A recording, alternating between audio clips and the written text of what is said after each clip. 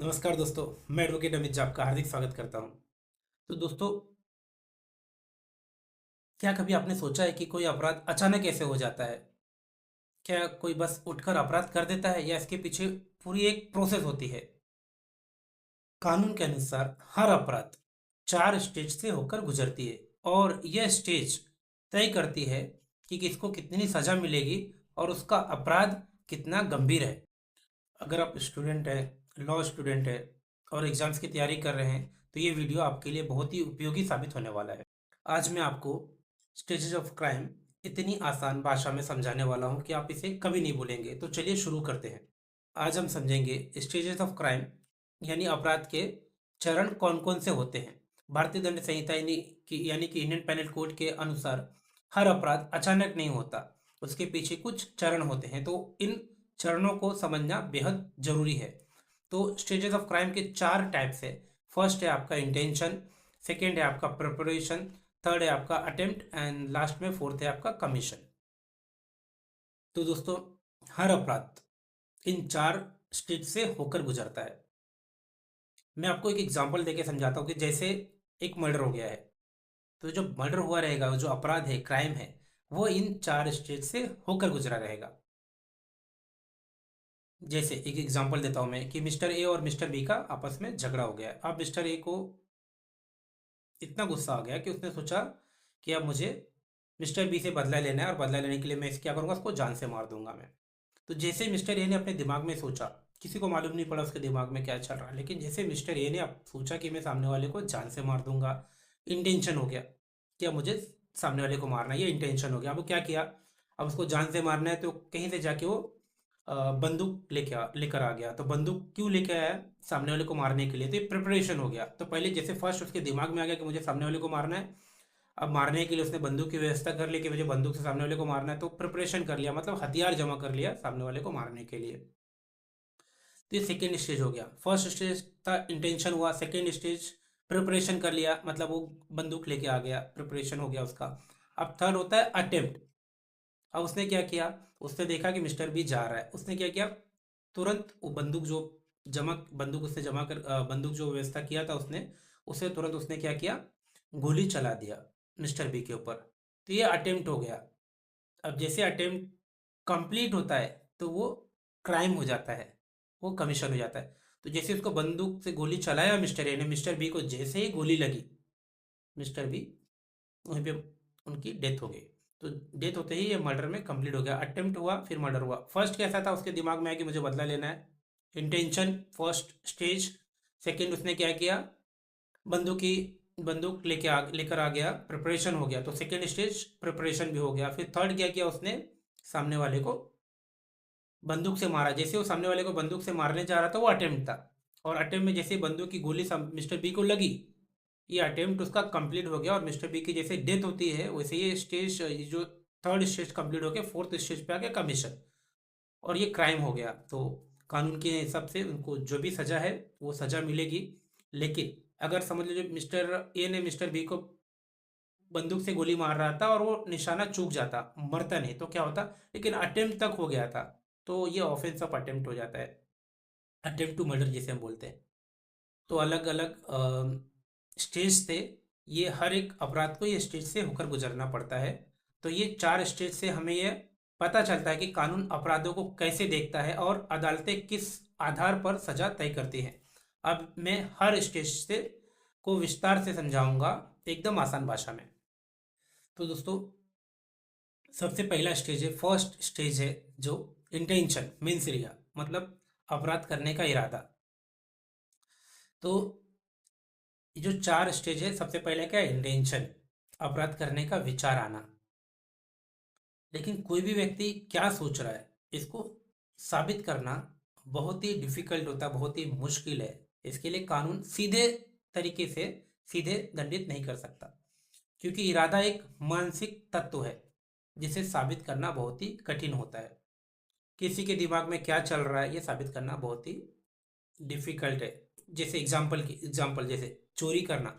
अगर कोई व्यक्ति सोचता है कि मैं चोरी करूंगा, चोरी करने का इरादा लेके आता है, मुझे चोरी करना है, तो इसके लिए डायरेक्टली केवल सोचने से अपराध नहीं बनता है। मिस्टर ए को मिस्टर बी ने ऐसा कुछ कह दिया कि मिस्टर ए को बहुत गुस्सा है, और मिस्टर ए ने सोचा कि मैं मिस्टर बी को जान से मार दूंगा मैं। तो केवल सोचने से अपराध नहीं होता है, लेकिन कुछ एक्सेप्शंस है। अगर हम इंडियन पेनल कोड में देखेंगे तो सरकार के विरुद्ध युद्ध करने का इरादा, waging war against the government. और इंडियन पेनल कोड में एक और है, सेडिएशन। मैं इंडियन पेनल कोड की बात कर रहा हूँ मैं, क्योंकि एग्जाम्स में आपको इंडियन पेनल कोड और बीएनएस दोनों से पूछ सकते हैं। तो waging war against the government और सेडिएशन ऐसे अपराध हैं, आप इंडियन पेनल कोड में देख सकते हो। ये एग्जाम्पल है कि ये कुछ ऐसे अपराध हैं जिनके लिए इंटेंशन पर भी सजा है। इन मामलों में सिर्फ इरादा यानी सोच मात्र भी अपराध है, क्योंकि अपराध डायरेक्ट राष्ट्र नेशन की सुरक्षा और संप्रभुता से जुड़े होते हैं।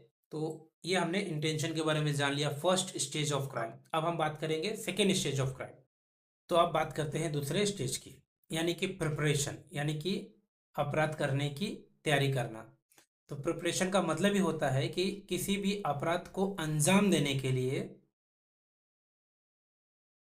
साधन इकट्ठा करना, सामान इकट्ठा करना, या योजना बनाना। यानी अपराध अभी तक हुआ नहीं है, लेकिन उसकी तैयारियां शुरू हो चुकी हैं। फॉर एग्जाम्पल, हथियार खरीदना, किसी बैंक का नक्शा देकर उसकी रेकी करना, कोई जहरीला पदार्थ जमा करना। लेकिन यहाँ एक महत्वपूर्ण बात समझिए कि केवल प्रिपरेशन से आप सजा नहीं मिल सकती है, क्योंकि प्रिपरेशन को भी साबित करना बहुत ही डिफिकल्ट होता है। जैसे कि मिस्टर ए ने मिस्टर बी को जान से मारने के लिए एक चाकू खरीदा, लेकिन बाद में मिस्टर ए का मन बदल गया। तो मिस्टर ए ने क्या किया, वो चाकू का इस्तेमाल अपने रसोई घर में सब्जी काटने के लिए करने लगा। तो ये साबित करना बहुत ही डिफिकल्ट हो जाता है कि उसने प्रिपरेशन चाकू खरीद के प्रिपरेशन किया था मिस्टर बी को जान से मारने के लिए। लेकिन इसमें भी कुछ एक्सेप्शंस है जिसके लिए आपको प्रिपरेशन के लिए भी सजा मिलती है। जैसे कि डकैती डकैती की तैयारी करना, डकैती के लिए उसने प्रिपरेशन किया था। सिक्को, ये आपको इंडियन पेनल कोड में दिया गया है, सिक्को या सरकारी स्टैम्प की नकल, काउंटर फिटिंग की तैयारी। और सरकार के विरुद्ध युद्ध की तैयारी यानी waging war against the government. तो ऐसे ये जो कुछ अपराध है, इन अपराधों में भी तैयारी उतनी ही खतरनाक है जितना अपराध का प्रयास करना या अपराध हो जाना। तो ये जो कुछ मैंने आपको जो एग्जाम्पल के लिए समझाया कि इंडियन पेनल कोड में कुछ ऐसे ऑफेंस दिए गए, अपराध दिए गए हैं जिसके लिए प्रिपरेशन के लिए भी सजा है। यूजुअली प्रिपरेशन को साबित करना बहुत डिफिकल्ट हो जाता है। जैसे मैंने आपको बताया कि मिस्टर ए ने मिस्टर बी को मारने के लिए चाकू खरीदा था, बाद में उसका मन बदल गया तो उसने रसोई घर में वो यूज़ करने लगा भाजी सब्जी काटने के लिए। तो ये प्रूव करना डिफिकल्ट हो जाता है कि उसने चाकू मारने के लिए खरीदा था, क्योंकि आगे का स्टेज हुआ है नहीं। लेकिन ये जो मैंने आपको कुछ एग्जाम्पल बताए हैं इंडियन पेनल कोड में, जैसे दिया गया है कि डकैती की तैयारी करना, waging war against the government, सिक्को या सरकारी मोहर स्टैम्प की जो काउंटर फिटिंग की तैयारी करना। तो ये सब जो चीज़ें हैं ये प्रिपरेशन के लिए भी इसमें सजा है। तो 4 स्टेज में से फर्स्ट इंटेंशन हमने देख लिया, सेकंड प्रिपरेशन। मतलब फर्स्ट इंटेंशन में कैसा था कि मिस्टर ए ने सोचा मिस्टर बी को मारना है, तो उसने धारदार चाकू ले लिया या बंदूक ले लिया। तो पहले उसके दिमाग में आया कि मुझे मारना है, ये फर्स्ट स्टेज हो गया। सेकंड स्टेज क्या हो गया, सामान जैसे उसने इकट्ठा कर लिया, ये सेकंड स्टेज हो गया। अब हम बात करेंगे थर्ड स्टेज की, जिसे हम अटेम्प्ट कहते हैं। तो अब हम अटेम्प्ट के बारे में बात करेंगे। Stages of crime, stages of crime का थर्ड जो स्टेज है वो है अटेम्प्ट। अटेम्प्ट तब होता है जब व्यक्ति प्रिपरेशन से आगे बढ़कर क्राइम करना शुरू कर देता है। और अटेम्प्ट में पर्सन अपना मन बदल नहीं सकता। मतलब एक बार अटेम्प्ट कर दिया है तो वो अपना मन बदल ही नहीं सकता। जैसे कि एग्जांपल देता हूँ, इंटेंशन प्रिपरेशन हमने देखा अभी, उसमें आदमी का मन बदल गया तो साबित करना बहुत ही डिफिकल्ट हो जाता है। लेकिन अटेम्प्ट में मन बदल नहीं सकता। जैसे मिस्टर ए मिस्टर बी का झगड़ा हुआ, मिस्टर ए को गुस्सा आ गया, मिस्टर ए ने सोचा कि मैं इसे जान से मार दूंगा। जैसे उसने सोचा, ये फर्स्ट स्टेज हो गया इंटेंशन। सेकेंड स्टेज हो गया जैसे उसने बंदूक लेके आ गया, सेकेंड प्रिपरेशन हो गया। अब इसके बाद भी अगर उसका मन बदल गया तो वो क्राइम नहीं करेगा। लेकिन थर्ड हो गया, थर्ड स्टेज अटेम्प्ट, मतलब उसने मान लिया कि उसने ठान लिया था कि मुझे सामने वाले को, मिस्टर बी को जान से मारना है। तो उसने बंदूक लेके आ गया, पहला सोचा इंटेंशन, सेकंड प्रिपरेशन, जैसे बंदूक से उसने गोली चलाई, ये अटेम्प्ट हो गया। तो अब वो अपना मन बदल ही नहीं सकता क्योंकि बंदूक से गोली निकल चुकी है। तो बंदूक से जो गोली जैसे निकली, ये हो गया अटेम्प्ट। और जैसे उसको सामने वाले को गोली लगी, लगने से पहले का जो स्टेज है उसको बोलते हैं अटेम्प्ट, मतलब उसने प्रयास किया। लेकिन बंदूक अगर सामने वाले को नहीं लगती है तो ये अटेम्प्ट हो जाएगा। तो ये थर्ड स्टेज है, मतलब थर्ड स्टेज होने के बाद फोर्थ आता है। अगर अटेम्प्ट किया सामने वाले को गोली मारने के लिए, उसको बंदूक से गोली जैसे मारा और सामने वाले को गोली लग गया और सामने वाला मर गया, तो ये अटेम्प्ट कंप्लीट हो जाएगा, फोर्थ स्टेज आ जाएगा कमीशन। तो अभी हम लोग थर्ड स्टेज के बारे में बात कर रहे हैं, अटेम्प्ट। तो मिस्टर ए ने जैसे मिस्टर बी को बंदूक से गोली मारी, तो जैसे उसने गोली मारा ये अटेम्प्ट हो गया। तो first intention, second preparation, third attempt. तो अटेम्प्ट के बारे में हम बात करते हैं। और अटेम्प्ट, ऑफेंस ऑफ अटेम्प्ट हमेशा दंडनीय है। इंटेंशन प्रिपरेशन में हमने देखा कि साबित करना मुश्किल हो जाता है, अपराध नहीं है, कुछ एक्सेप्शंस को छोड़ के। लेकिन अटेम्प्ट, हर ऑफेंस का अटेम्प्ट पनिशेबल होता है। आपको इंडियन पेनल कोड में दिया भी गया है, अगर सामने वाले को जान से मारने के लिए उसने कोशिश किया तो attempt to murder, attempt to suicide, ऐसे बहुत सारे परिभाषित किया गया है। और जिनका परिभाषित नहीं किया गया वो section 511 511 of the Indian penal code में आते हैं। तो बेसिकली अभी हम ऑफेन जो क्राइम होते हैं उसके जो स्टेजेस के बारे में बात कर रहे हैं। तो ये थर्ड स्टेज था अटेम्प्ट। जैसे गोली चलाई लेकिन व्यक्ति को, सामने वाला व्यक्ति बच गया, तो ये हो गया अटेम्प्ट टू मर्डर। चोरी करने के लिए ताला तोड़ा, ताला तोड़ते ही उसने पकड़ा गया, तो ये हो गया अटेम्प्ट। मतलब चोरी करने के उद्देश्य से किसी के घर पे गया वो, और ताला जैसे तोड़ा, लेकिन वो पकड़ा गया। चोरी नहीं किया लेकिन पकड़ा गया, लेकिन चोरी करने के उद्देश्य से गया था उसने, इंटेंशन हो गया उसका, प्रिपरेशन भी कर दिया ताला तोड़ने का, तो ये हो गया उसका अटेम्प्ट। जेब काटने के लिए सामने वाले के जेब में हाथ डाल दिया, तो ये भी हो गया अटेम्प्ट। अब उसने चोरी नहीं कर पाया, पकड़ा गया, तो ये अटेम्प्ट हो गया। और उसने अगर चोरी कर लिया तब तो थेफ्ट हो गया, कमीशन हो गया। तो ये तीसरा स्टेज था अटेम्प्ट। अब आते हैं चौथे और अंतिम स्टेज पर, कमीशन यानी अपराध का पूरा होना। कमीशन वह चरण है जहां अपराध पूरी तरह अंजाम दे दिया जाता है और आरोपी को क्रिमिनल लाइबिलिटी पूरी तरह स्थापित हो जाती है। यानी जब अपराध के सभी तत्व पूरे हो जाते हैं, सभी तत्व क्या है उनके, इंटेंशन, प्रिपरेशन, अटेम्प्ट, ये पूरे हो गए, तो चौथा स्टेज कमीशन हो जाता है। ये स्टेज है जहां कानून से कठोर सजा देती है। ये स्टेज आया मतलब क्राइम हो चुका है, तो वो क्राइम हो गया है। मिस्टर ए मिस्टर बी को मारने के उस मिस्टर ए ने सोचा कि मिस्टर बी को जान से मार दूंगा मैं, तो जैसे सोचा इंटेंशन, बंदूक लेके आ गया, प्रिपरेशन सेकेंड स्टेज, बंदूक से उसने गोली चला दी, थर्ड स्टेज हो गया उसका अटेम्प्ट। अटेम्प्ट, जैसे उसने बंदूक से गोली चले सामने वाले को लग गया, मतलब उसका अटेम्प्ट कंप्लीट होगा। अटेम्प्ट कंप्लीट होते ही कमीशन आता है, मतलब वो सामने वाला अगर मर गया तो मर्डर हो जाए, मर्डर का केस चलेगा उसके ऊपर।